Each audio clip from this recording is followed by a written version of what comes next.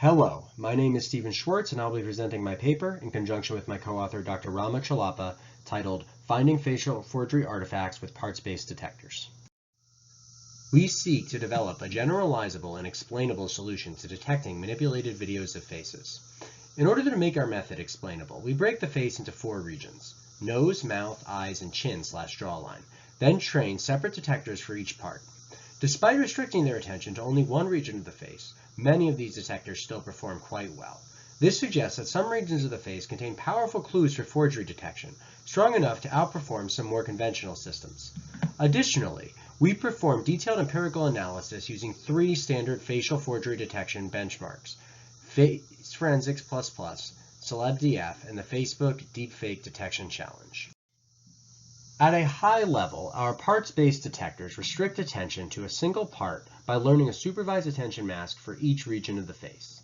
These attention masks are then used directly to perform final classification as either a real or manipulated image.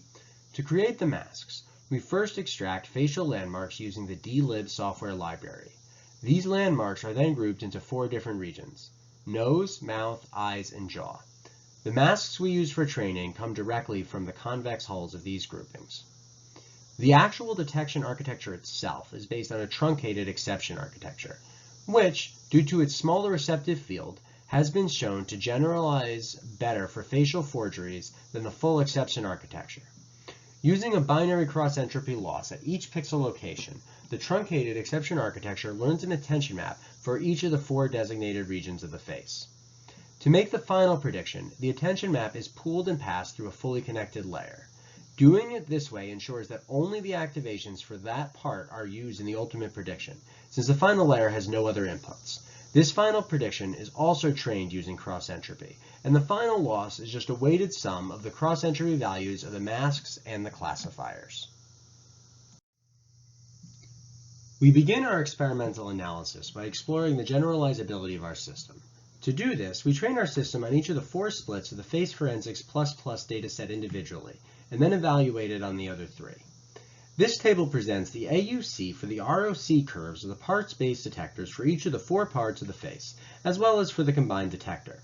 The second column indicates which split of Face Forensics++ was used to train the model, while the other columns show the performance on each of the other splits. Baselines are above the dotted line, and our parts-based detectors are below. The 2-letter abbreviations represent the 4 splits of the Face Forensics dataset. We note that certain parts detectors are superior to others. For instance, the mouth-based detector rarely outperforms the exception-based detector, generally performing much worse. This can be seen, for instance, when observing the performance in transferring from face-to-face Face Forensics split to the deepfakes or neural textures split. The eyes and chin-based detectors, on the other hand, perform considerably better, often outperforming or at least matching the baselines. In some cases, such as with transfer from the face swap split to the face-to-face split, or from the neural texture split to the deepfake split, we see significant improvements in performance from using the chin detector alone. This strong performance suggests that important artifacts of the forgery process are left behind in these regions. We observe as well that the nose-based detector falls somewhere in between the others. It often performs poorly, but on certain transfers it performs well, such as when transferring from deepfakes to face-to-face, or from neural textures to face swap. Next, we evaluate the generalization performance of parts-based detectors trained on the entirety of the Face Forensics dataset and evaluated on 2 other datasets, CelebDF and the Facebook Deepfake Detection Challenge dataset, or DFDC. These results on the test splits are shown using the AUC metric used previously.